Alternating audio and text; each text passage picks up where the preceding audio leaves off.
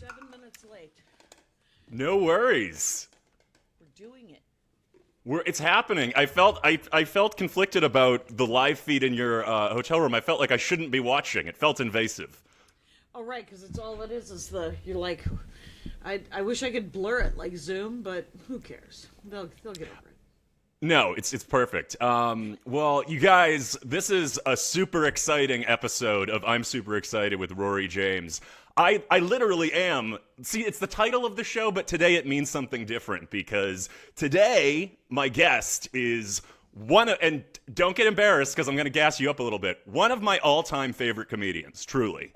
And somebody who I have looked up to for a really long time and who's been really cool to me.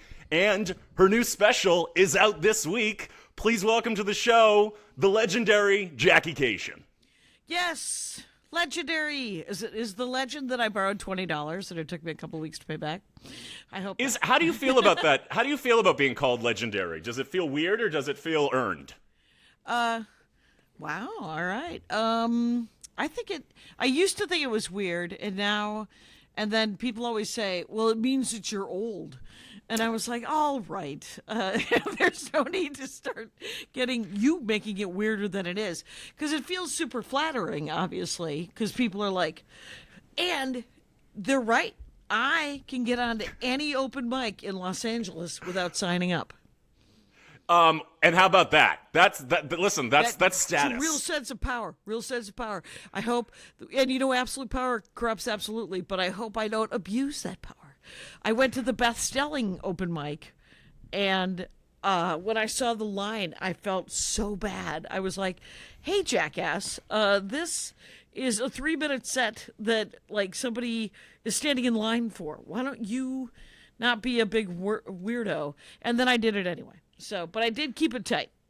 So you get to, and also, I think sometimes when, those comics can learn from your set. There needs to be somebody who knows how to do stand-up comedy in the room.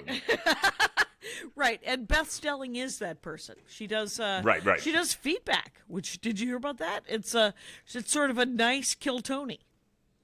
Oh, so like she'll give you like tags and stuff? Yeah. That's awesome. I could always use a tag. right. Tuesday at the UCB Annex. Well, okay, so let's get into it because your new special is Alter-Kashian, and it's out this week. Right, because I want to punch people in the nose. That's why I've called it Alter-Kashian, and my last name's Kashian. And, well, I was going to say we have the first part in common. My last name is not Kashian, but I do have the punching desires. And this is, how many specials is it now? Is it 6? No, it's probably 6 albums, but three videos. Three or 4 videos, yeah. Well, going back to being called legendary, I think, like, when, at least for me, like, starting off in stand-up, like, for so long, you just want to matter. You want your jokes to matter. You just want to matter.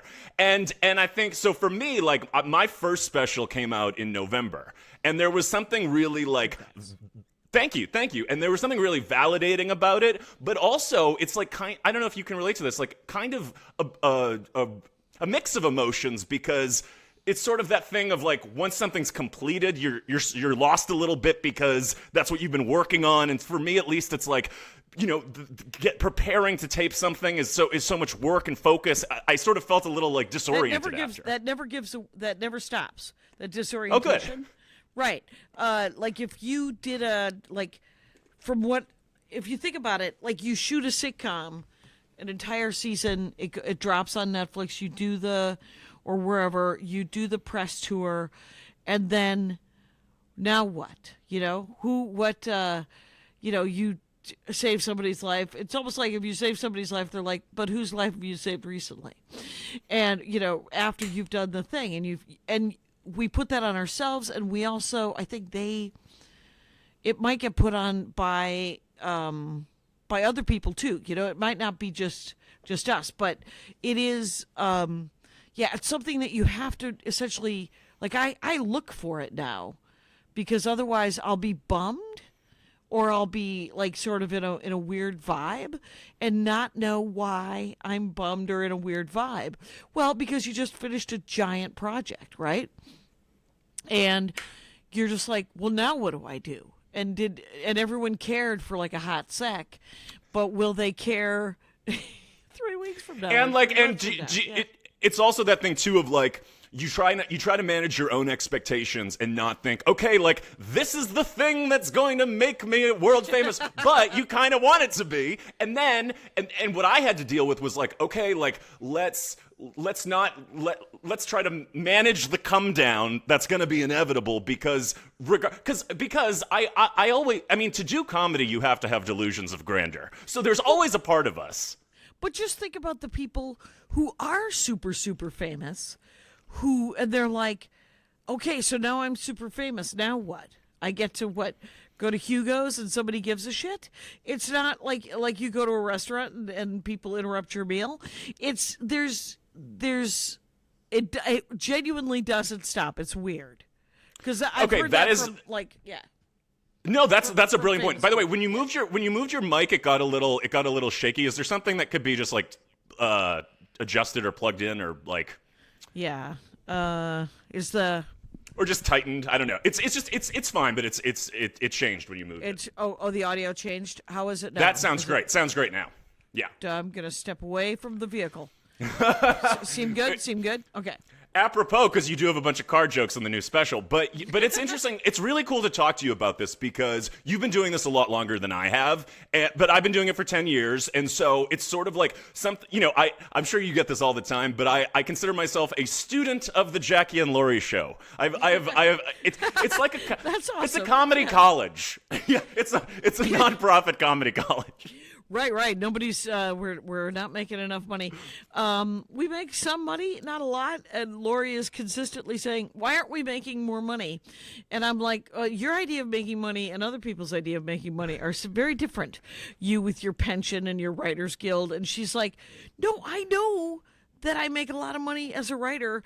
And she was given that sort of heads up too in between the Conan and the Kimmel, right? When Conan retired from his nightly show and before she got Kimmel, she was like, "Wait, you do stand up for a living?" She didn't say that. I assume that's what she said, but it was like, because the living is different. The living is not as stable, it's not as steady, certainly doesn't have a pension, and it's a grind. It's a bit of a grind, right? So you got. Well, that's what I think you guys do such a great job of, and I say, like, I'm sure you get this a lot because I feel like, you know, I know that the intention of the Jackie and Laurie show wasn't educational purposes, but it really is that, and I think like what was important for me to learn was like to be like, okay. You know, a lot of people move to LA and they're like, well, it's just going to be a couple of minutes here and then I'll be famous and rich. And I think like the comedian's path, like I was like, okay, like for example, there are so many moments in a comic's life, no matter what stage you're at, where you're like, is this the fucking gig? Like, really? I've been doing it this long. I'm this funny. And I'm performing in front of a way too lightly attended crowd, and they're all drunk, and this isn't fun. But it's like, but I think like the spirit of the Jackie and Laurie show is like, yeah, that's the grind, like that's it. And so when I have had those humbling moments, like for example, when you drive to Palm Springs and it takes 5 hours on a Friday to do a show that nobody's at, and it sucked, and I had to, and because I was so late, I had to go up on stage in flip flops. But it was a long set, and I was getting ready for my special, so I was like, you know what, this is the gig. And I think like there have been so many times that I would have been more frustrated but I was taught like, okay, no, this is just what it's going to be, and there's something kind of liberating about that. Yeah, because if you can walk in and not be and not find yourself irritated by it and kind of find it funny, yeah, you can have fun and you can get the work done that you need to get done in front of 5 people, as much as 500 or 5,000 or whatever, and in the hopes that, you know, you get to say the thing right.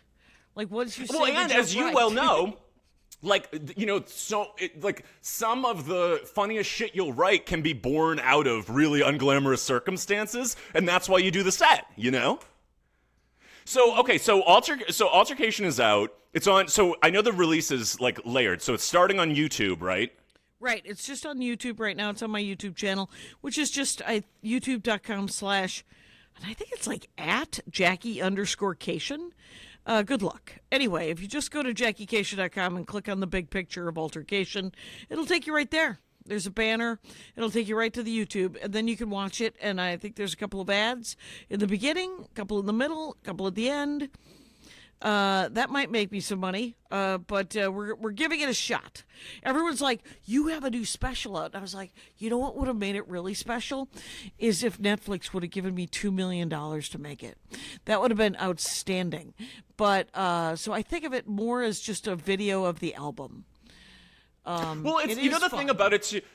But we we all move the goalposts too. So it's like once you achieve something, it's like okay, like and then my friend comedian Drew Landry, like we were having dinner recently, and he was like, yeah, but you kind of have to move the goalposts to keep moving. You know what I mean? Like you have to do that to yourself. But like again, you've been doing this a lot longer than I have, and we're all like for everything we accomplish, it's but I would also like these other things. But I watched Alter-Kashian this morning. And not just because we were doing this, because I was excited to see it. And also, so you had me on your podcast, The Dork Forest, like a year and a half ago. And I was getting ready to do my special, and you were telling me about a lot of the stuff that ended up in this special of yours, like the mom-in-law stuff and just the. And so it was actually really cool because, okay, so you were kind enough to have me on your podcast. Then we realized we're like basically neighbors. So we went to lunch at the mall. Right. Which was a blast. And like, it was like such good timing because I like definitely I needed some like guidance in terms of, it was my first special, you know what I mean? And you're so many in. And so you were kind enough to give me a lot of great tips and industry stuff. And so it's cool to now watch what I know you have been working on and see it come to life. First of all, it looks really good. Like the production value. Okay. Thank you. Yeah. Appreciate it. No, and only because like that was a huge, when we think about clips and all these things we have to consider, like when I was about to shoot mine, I'm really happy with how it came out, but it could have not come out well because initially what we ended up doing was projecting my name onto the wall behind me in like big, like bright letters. Which ended up looking really good, but initially they had a curtain that was just like not a good looking one, and I just remember it was like my gay spidey senses, like I don't have interior design taste, but I am a homosexual man, and I was like, something is not right here. Something is amiss. I need someone who knows how to do this for a living to look and see what I see is slightly off. Yes. I could at least sense that this couldn't go on. And so I was so glad that I did. But like, it's really like, it really does make a difference. So that's why I wanted to just make a point and say that like your special looks great. But I was curious, like, this isn't your first one, obviously. So like, is there something that feels different about this body of work for you? Well, it's, you mean the way it looks? Because it's just in a different just how space. It feels to put it out. Yeah, or just how you think about it. No, it just feels like another album and another special and another video and another chance for someone to give a shit. And, you just keep going. I mean, there's no, to some extent, there is no goalpost. If there's anything I've learned from the Jackie and Rory show is that I don't, like the things that I want out of stand-up haven't changed. And the things that people tell me I'm supposed to want out of stand-up have remained the same, which is more money, more attention, and possibly like acting work, acting and writing work. I like acting more than writing. I would like to have written a novel, but I don't want to write a novel because it's a great deal of work and it's a learned skill. And I would love to do more voiceover stuff just because as I get older, I think it would be a learned skill I could do in sweatpants, right? It would be more of a learned skill where there's not a costume person going, why are you that size? That's actually hard for me to fit whatever's going on here. I do need, I do want to get, for the video, for the special, for Alter-Kashian, I wanted to get a stylist, and I had hired a stylist, but there had been scheduling problems, and it didn't happen, and I dropped the ball and didn't re-pick it up and try to get a different stylist. Instead, I just sort of let it be, and then I dressed myself. And it's fine. The colors are really pop, and it's really fun, you know? And, but the one time I did have a stylist, it was at that Dropout, not Dropout, Don't Tell. It was the Don't Tell 15-minute thing. Was that the big jacket? The that cool was the coat? Big jacket, Yeah. the cool coat. I loved it. She had the cool coat, and then she got me some weird pants that were big, but like they had it was like a cropped, but they had like a flare, and I was like, I wouldn't have ever put myself into these, and then like this sparkle shirt, and so I would like to hire someone to do that again, just because it was really fun, and she dressed me up without making me uncomfortable. Which I think is the job of stylist, is to dress someone up and not make you uncomfortable. That would be an ideal. So I taped mine in that it was like the hottest September day ever, and I was like, this is actually this is a perfect story for what we're talking about. Is like I run really hot, so it's like I sweat really fast, like and then once it's off, it's once the sweat attack has happened, it's happened. And but also first special. One show we were taping. We weren't taping 4 shows. We were taping. Had to do it perfect. Had to do it perfect. Yep. And guess what? Not to brag, got the job done. But that's it. But so I had 4 opening acts do time before me. The crowd was red hot by the time I got on. But in the green room, right before I'm going on, I didn't change into the outfit that I was going to wear on stage until right before because I didn't want to sweat. So I'm changing into it. I'm in the green room. I'm like, but there's like makeup and stuff. So I'm trying to like put on clothes and not fuck things up. There was a weird metal box on the wall in the green room that I don't know what was in there, probably a defibrillator or something, that had a really sharp edge. As I'm trying to change my outfit, I back into the sharp edge, and it cuts down the side of my torso like a lot, and it starts bleeding like a lot. But it's pre-show. Like I have so much adrenaline. Like like when you're like it's that thing of like when you're sick on stage, you're not really sick until So I'm like. Right. So I go, I'm sure it's fine. And then my friend Candace Martellaro, who's also a comic, was like, hey, she's one of those ladies who has everything in her purse. She was like, I have a bandage in my purse. Yeah, and I said, oh no, I'm fine. And then one of the other comics who was opening for me goes, hey, I feel like when you're bleeding and somebody offers you a bandage, you say yes. And I was like, oh, that's right. So throughout the whole show, I'm bleeding, but I'm bandaged and no one can tell. Right. Then I want to say like 8 minutes in, the first drop of sweat dribbles down my back. And it's not like I'm nervous. It's not like I'm flopping. It's just I'm moving and I'm doing a full show, and like I'm hyped. So I just had to like let go and be like, okay, the sweat's gonna happen. I'm gonna do stand up and we're gonna see what happens. So what ended up happening was that by the end of the show, my back was soaked, but I never turned around, so the audience never saw it so you can't see it from the front. But then the production team wanted to do like pickups from behind of me doing so seeing me from behind and then you can see the crowd, and then they CGI'd. Is that it? Yeah, CGI'd out my back sweat because it was atrocious, and I was like, "You can do that?" I was like, "That's so cool." You just clean that up in Photoshop. That's great. So they did, and they didn't even tell me about it. Like I just noticed on my own. But it was a classic like wardrobe, but like it was a million lessons at once because I was just like in the moment I was like, just focus on the jokes. That's their job to figure out, right? Right. It's it's like getting your period in the middle of your set. It's just so you know. It's like how is that? Yeah, has that happened? Oh yeah, completely. Where all of a sudden you're like, okay, all right. I'm glad I'm not wearing light colored pants because I'm getting my period right now. And I have a calendar. It's not like I don't know when my period's coming, but you can't to the minute, right? Know that you should have a tampon in or a panty liner at least, and so all of a sudden you're bleeding, and you're just like, oh, I need to, all right, and I need to sort of not think about that. I mean, it's like the sweat thing where you don't want to think about it because it doesn't affect the jokes. It shouldn't affect. It might affect your energy, but it shouldn't affect. It shouldn't change the show in any way.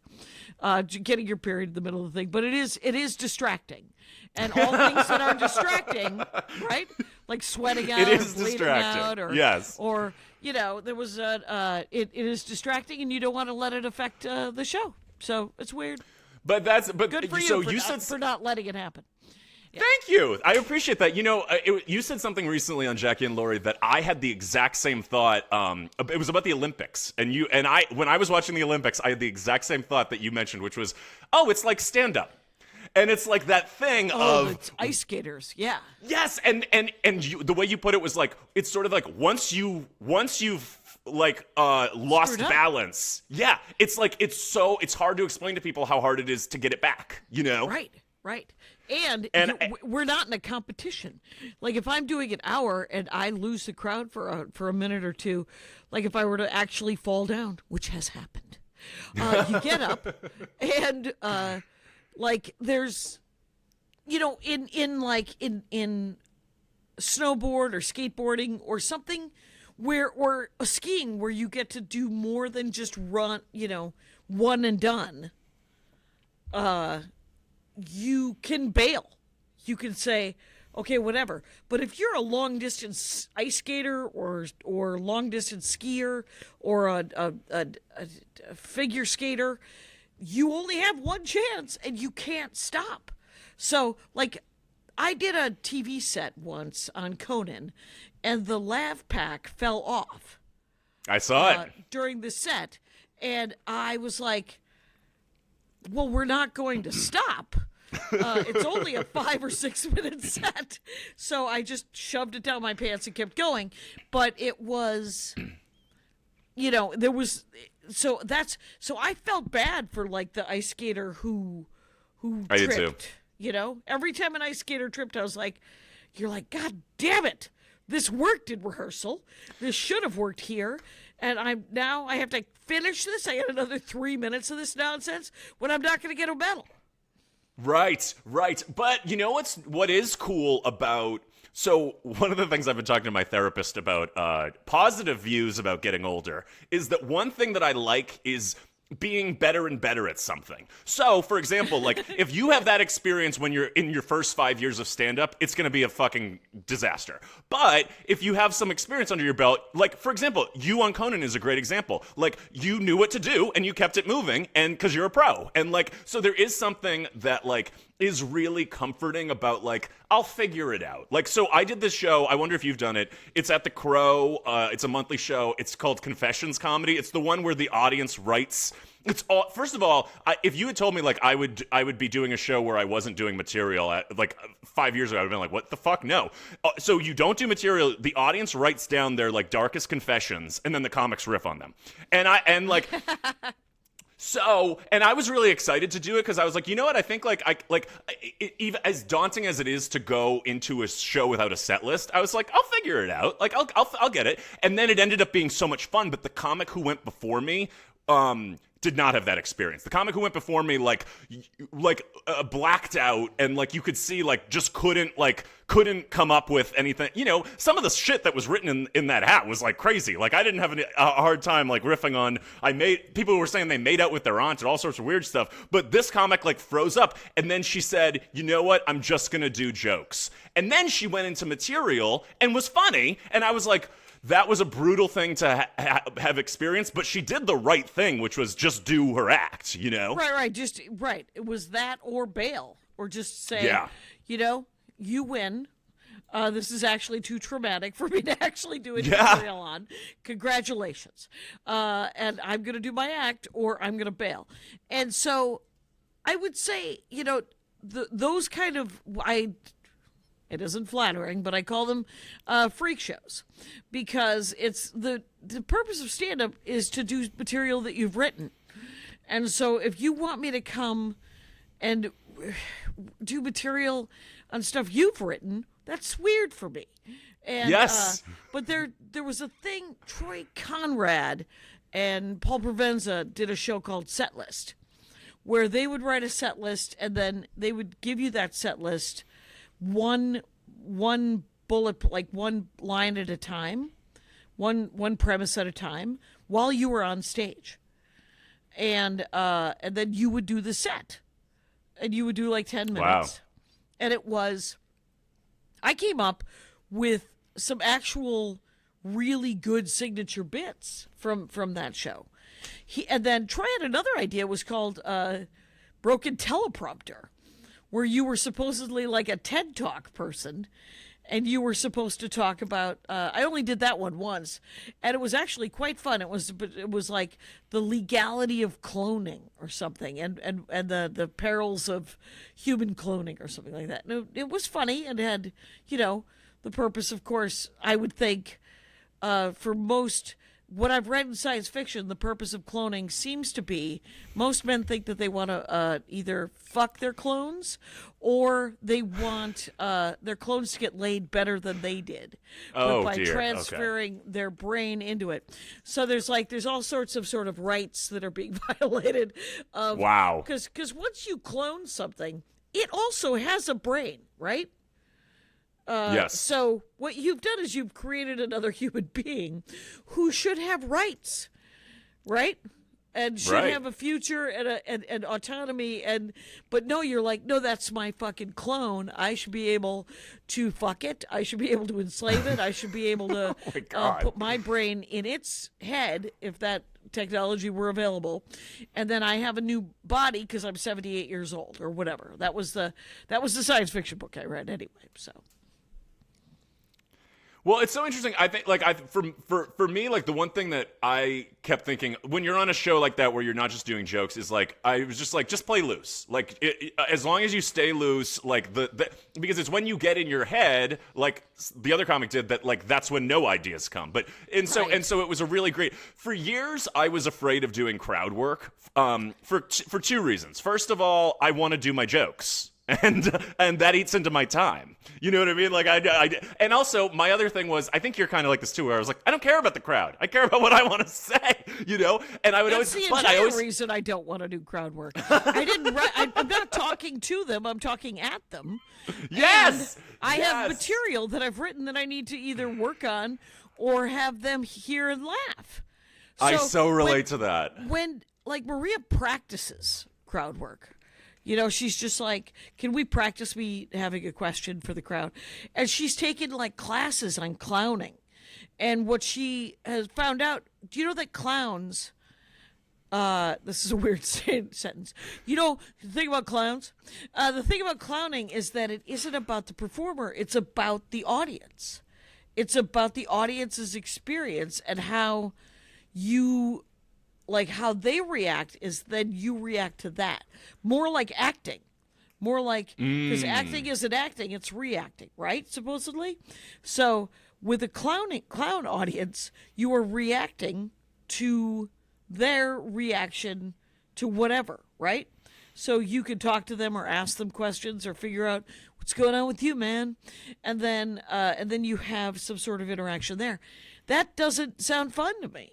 I don't want to be a clown, I guess. I don't know. Well, and this relates to a couple of things that you brought up, because so then like I get enough years of stand-up under my belt where I'm like, I can do crowd work. Okay, I want to tell you this story that I've told a million times, but I want to tell it to you because I want to know what you think about how I handled this situation. So it's right after the fires last year, like right after the fires. And remember how it was kind of like people weren't ready to laugh for a second, in LA? Well, it depends what you were talking about, but yeah. Yeah, it was terms of like, it was a tender moment, essentially. It was a tender moment, and we had lost everything. So yeah, exactly. So I was gonna do one of the shows at the Improv, the monthly shows at the Improv. It got moved because of the fires. I got like bumped to February, but then it turned out that the night that the show was supposed to happen, I ended up having to evacuate. So it was good that I was at home. But then we go back. It's now February. It's Valentine's Day at the Improv. I'm like, oh, this is gonna be like I'm I'm thinking like this is going to be such a great show because it's date night, everyone wants to laugh again, and it was one of those situations in the lab where you're like, okay, they're being weird, and you watch the other comics go up before, and you're like, they're being weird, and so I knew to anticipate. That room is so fucking weird. Anyway, go ahead. Well, and it gives me flashbacks of being a baby comic at the open mic, being terrified as fuck of that room. And so I was like, but now I'm like, there's a part of me that's like, I'm gonna make that room my bitch. Like that's gonna be like, I'm gonna get that. So I go up and I'm like, okay, I'm expecting the weirdness, and so I open with a joke about, this is a really dumb LA Fire's dick joke, but it was about like you do on the road, like a let's get a hometown rah-rah moment together, like, hey LA, we made it, we made it through this horrible thing, and I was doing like a let's give it up for the first responders, and I make a joke about how I was going around to different firehouses to see if they needed a hand or a mouth. Haha, dick joke, Rory's blowing the firefighters. Dumb as shit, but like should be an easy, like at least give me a clap for Los Angeles. They gave me nothing. And it was that moment where I was like, I can't just do material because they're not going to go with me. I have to go to the crowd. And that's the other thing that I've learned about crowd work is like, there are times when I can't proceed unless I deal with them directly. So I turned on them and I was like, are you guys just gonna pretend we didn't just go through what we went through? Like, are you just gonna be catatonic and like icy? Like, really? And so as you well know, you can only see the first row, really. So I look at the woman who's sitting right in front of me and I say, well, where do you live? And she goes, the Palisades. And I was like, oh fuck.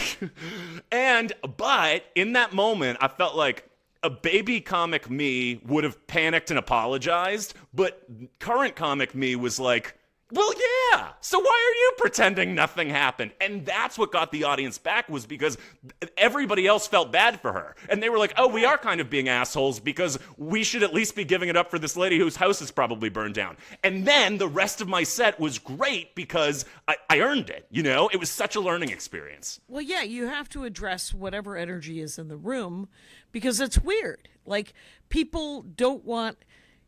like when you kick somebody out of the crowd, for example, like if there's been a bad heckler situation, or somebody's so drunk, or somebody passes out, or if somebody has a heart attack in the middle of your set, that has not happened to me, but I've heard about it, where they got to get the medics in, and whatever, you're doing an hour, and at, let's say, minute 20, 35 people walk out.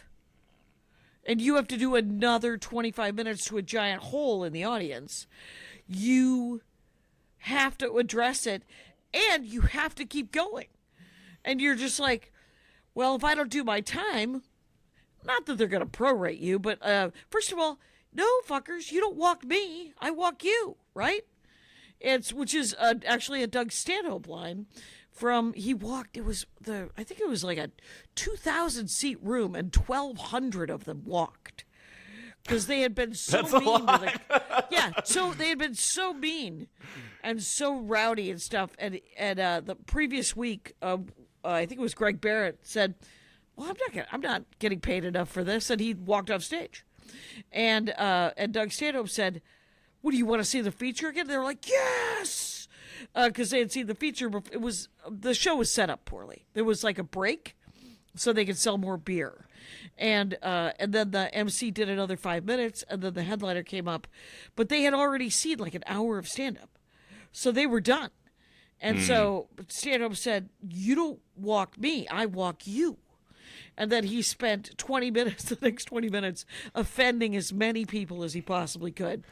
And then he walked 1,200 people, but the remaining 800 people had a lovely time, I'm sure. Well, okay, so this is, and looping it back into your special, you take risks on stage based on the material that you do that puts you in a position to have audience members take issue with you. And I know you call it socio-political jokes, but you in your last 3 specials specifically, you are directly addressing what we're living through in a way that I find very brave, because I do and sometimes I'm not super proud of this, but like I do a lot of dick jokes, like the one I just told you. Like, and it's not because I'm not super politically outspoken. I am, but what happens to me, and this plugs into the theme of your special too, is I get too mad when I talk about it. that has always been my problem with political comedy. Like, I have a degree in political science. I've been doing stand-up comedy since I was 19. So I have had political opinions the whole time. So, yeah. But the thing is it's there's a certain point where I can't think about anything else. So in the two political albums, I guess, and this one is more political than the middle one, and though my sister would say, I don't know how you think you are not a political comic. I agree with that. Every single album has been political. And I was like, well, I don't. You're selling Made of Bees merch. Come on. Well, at this point, I can tell that it's political, but she's talking about like the Bread album. Oh, okay. So it's, but the thing is so the only way for me to have done it in this case is for me to make fun of how mad I was, because I don't have, like, I am not Jenna Friedman. I am not Lori Kilmartin. I am not name a male political comic. I can't think of any. Anyway, but I'm not these people who can take the name of a political person, the thing that they've done, and then write a punchline that we all go, ho, and we all are like, oh my God, that's a political joke. I take the big picture of, we have stormtroopers wandering the streets of America, and I would like them all to slip on a banana peel and be rolled into the sea. And that is an amusing image of something that is horrible that is happening.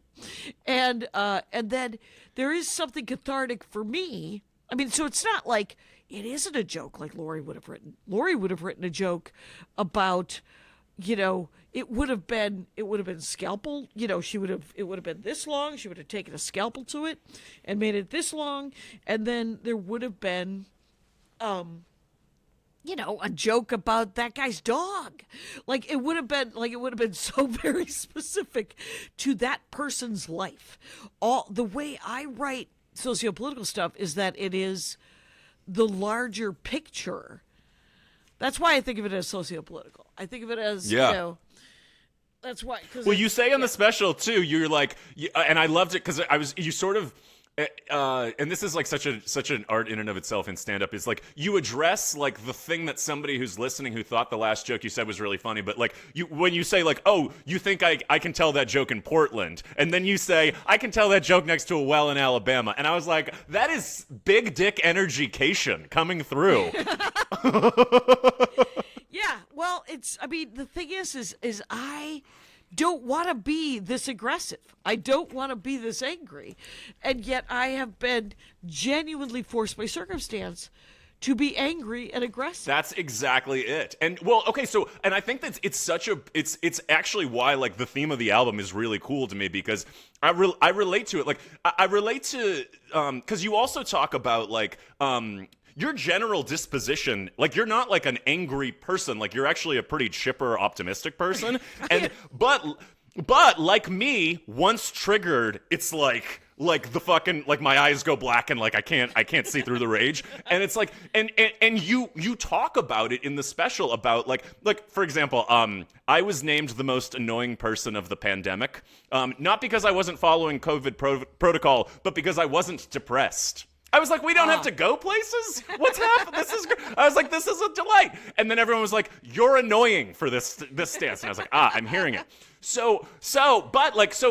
But I know what it's like to be both, where you're like, okay, and then no one's expecting the rage when it comes out, and then it comes out in a messy way, and you're like, I can't put it back in the box. What happens now? Right. Yeah. And it's, I think like the jokes are a really good exploration into that. And like classically, like you tell on yourself, you're like, oh no, I didn't handle this one good. They were correct in this situation, the car rental stuff and all that stuff. Like I think some of some of the best jokes are written from the angle of, you are correct, I got this wrong, but I'm going to tell you what happened anyway. Right. And this was, I turned this into a learning experience. Did you see how Exactly. see how I turned this into a learning experience? That'll be good for both of us. Maybe you don't have to do the thing I did, because I was the one who did the thing. How about, and here's the thing I did. I don't look good. I don't look good. But here we go. So. And also, this is why I shouldn't have a gun. And that is a great callback that you do a bunch of times, because it's like, do you see now? Yeah. Right. Do you see? I mean, the thing is, and we all know any number of people who shouldn't have a gun. Mostly the people who have one. Yeah. Right. And the people who are just, I mean, like if you were going to England and there are people being knifed to death, thank God they didn't have a gun. So, right? Yeah. Because if they had had a gun, they would have killed more people, because they're full of rage. They're made of bees. And so I should, there's any number of, the Mace story and the and then my mother-in-law with, I don't even know what happened to her gun. I think she gave it to some guy. Nobody had a permit. She was like, one of the neighbors wanted this gun. And I was like, did they? Did they want that gun? Well, I'm so glad that you had it for them. Did you have any bullets? Anyway. That's so. Well, another funny thing that you have remarked about is the feeling of, and so when the time between my special being shot and when it came out was a lot longer than yours. So like I had time to like write in between, but like you've remarked on something very relatable, which is like, well, now I have to write a bunch of new material because this is all taped, and I was like. And also the feeling of like, I've thought of tags now. Like, for example, like one of my best jokes in my special, I have actually two of them I've built like so much more off of. And I'm like, they're just going to have to be in the next one. I don't know what to say because there's more new jokes, you know? And get this. Neither one of us are famous that anyone's going to notice. 7 people might notice if we're hugely famous. Yes.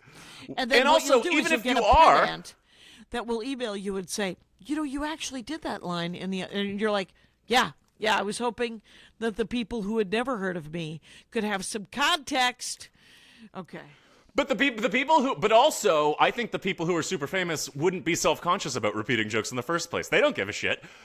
But so what I was going to ask you is, I don't know if that's true. I mean, don't you think there are certain comics who have reached a level where they're not like There's they no wouldn't way get in Chris their heads? Rock. No, I don't. I think Chris Rock would. I think a guy like Chris Rock would, and maybe Ellen DeGeneres. I mean, all of these people are fucking navel gazers, right? I mean, they're as much comics as anything else, right? Where they're just like, but wait, I did that one line here, and I think I don't think that goes away. I mean, there are some comics who don't care, but I think that they're also doing mics. Like, fair. Yeah. Well, what I was going to ask is, so, like, something I've noticed, and that has also come up at therapy, is, like, my my feel. A lot of things are coming up in therapy, Jackie. I have a therapy question for you when you're done with this question. Go ahead. Okay, well, I was just going to say, my confidence is very much tied to whether or not I have new material. So, like, interesting. There'll be a week where I'm like, I have no new jokes. I suck, and I am not creative, and I don't have actual like interesting thoughts to turn into comedy. And then those days where you'll write like a bunch of new jokes at once, and I'm like, I am the prince of comedy. I am the future. Do you relate to that at all? Where yeah. Yeah, just because remember the way I write material is I now have a premise that expands to 5 of my siblings and my dead mother.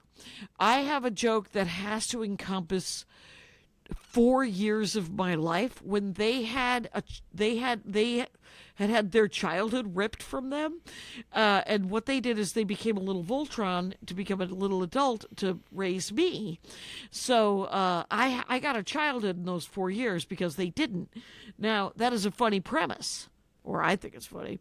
It needs a bunch of punchlines, and then to speak specifically of each of their childhoods from my perspective is the work of at least 18 months, Rory. I mean, there's no there's no, I don't have a joke to work on week that I can foresee in the next 3 years if I continue to work on this piece about my siblings. Yeah. That's a good way to think of. That's a good way to think about it. Is that there's always work to be done when on the existing stuff. But I do. Right. I know what you mean about writing the new line. The new line, you're like, I win. I don't know if you know this about me. I do worry about that a little bit with dick jokes because I don't write a lot of dick jokes. And but the ones you write, they're good. The ones are right. They're good. But there's usually 3. This one had 3 jokes that were kind of bodily function sex jokes, and that is the most I think I've ever written. Like the last album had the tantric sex bit, and then the album before that I think had the LARPing joke about how I was having sex with my husband and all of a sudden he was fucking someone who was crying because I had a bad sex, like he triggered something about a terrible thing.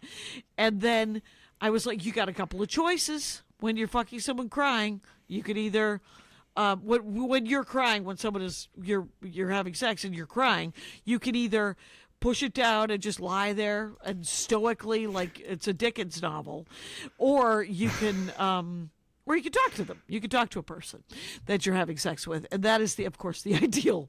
And then he had a great idea of like, because he's a game designer, to LARP out the terrible sex scene that had happened to me, and he was like, we'll LARP it out. We'll pretend we're on the bus, and then and at the end of it, you'll be fucking me, and you like me, so maybe it'll work.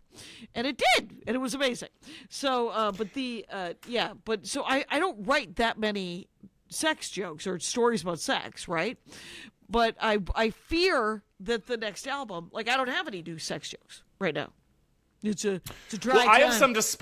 I have some to spare, Jackie, because we're in different situations, because like so much of this special that I just put out is about like misadventures in dating and sex and being single, and like people are like, oh, what's gonna happen when you get a boyfriend? And I was like, that's the next special. Like there's a part of me that's a little bit jealous because I'm like, do I need a husband to help me suss out new bits?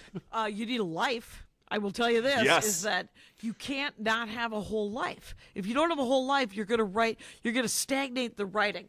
It's a weird reason to get a whole life. But I can't believe you brought that. I can't believe you brought that up because, Jackie, I've heard you say that before about when you got married, that like it was about being a comic and being like, I think I'm missing the rest of my life. And like, I'm 37 years old and like, we're there. Like, I'm like, wait a second. Like, you know, like, and also like, that thing of, you know how like you can't really write when you're just thinking about writing because you're not living and looking at life through the peripherals. So that's happened to me too. Like where I'm like, I have no new jokes because I'm not really living a full life. That's it. I don't know.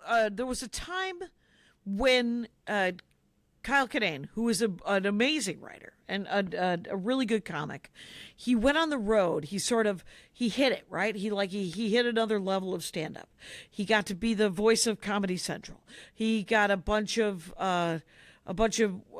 attention, and he was filling rooms, and he was working all the chains, and he went on the road for like 2 or 3 years, and all of his material, when I would see him come home from LA, when I would see him do bits, were about him getting drunk in his hotel room and ordering pizzas and watching porn and being alone on the road because that was all he was doing, right? What he's doing, yeah. So you got to write about what you're doing, which I think he might have panicked and overreacted and moved to rural Oregon in an effort to create life. An overcorrection. He might have overcorrected, or maybe not. I mean, if he's happy, that's a fucking win, right? And but for me, I didn't do it for the stand-up. I just did it because I was sick of not having a whole life. But the result, like you worry about stand-ups. I don't know if all, I mean, I assume I'm not unique in the fact that I worried about every sort of major decision in my life if I was going to be less funny. You know? If I stop drinking and partying, am I going to be less funny? If I get a boyfriend and get married and be happy, am I going to be less funny?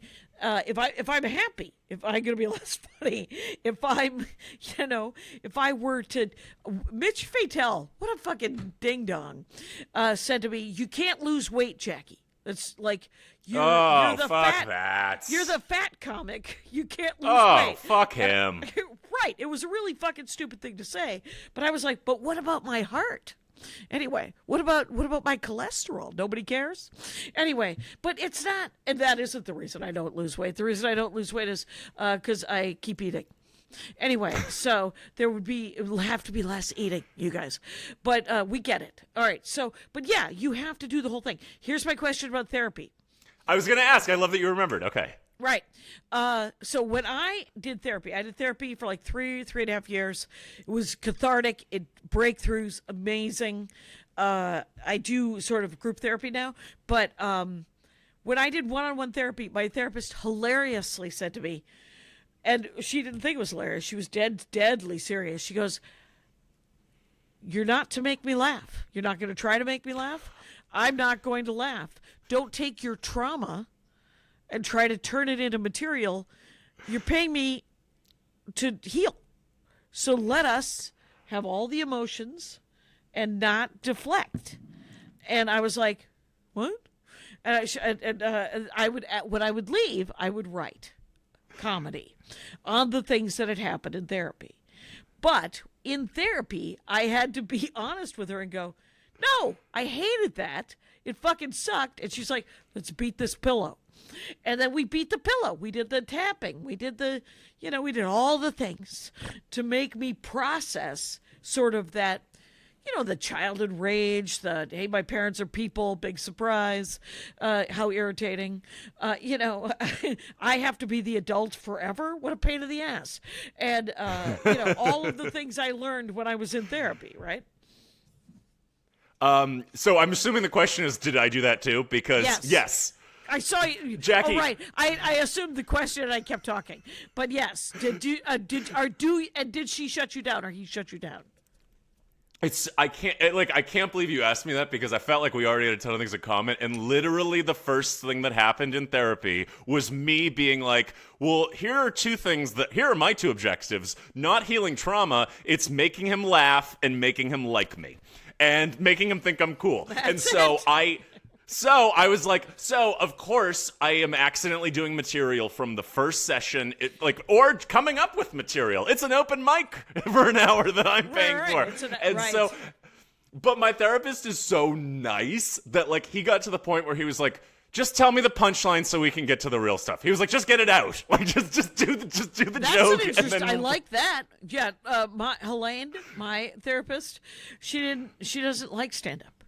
Anyway. Oh, well, okay, so I started therapy with this therapist. Well, I started therapy, and the first therapist was a good one, so I really looked out. And his name's Dominic, and we started in September. My special came out in November, and a lot of what we were working on then was my emotions relating to that. But he was very good about boundaries, and he just a few weeks ago was like, "I didn't watch your special because I didn't want to invade your privacy." But he was like, "I would like to see." He's like, I am really curious to see it.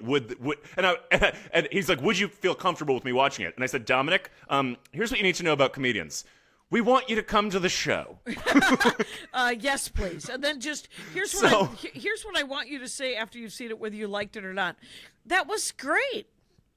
That's fine. Well, okay. There's something there. No, you're so right. So he basically, but what I liked about it was that it wasn't going to taint his opinion of me because he had already formed an understanding of me. So he wasn't going to take the jokes too literally.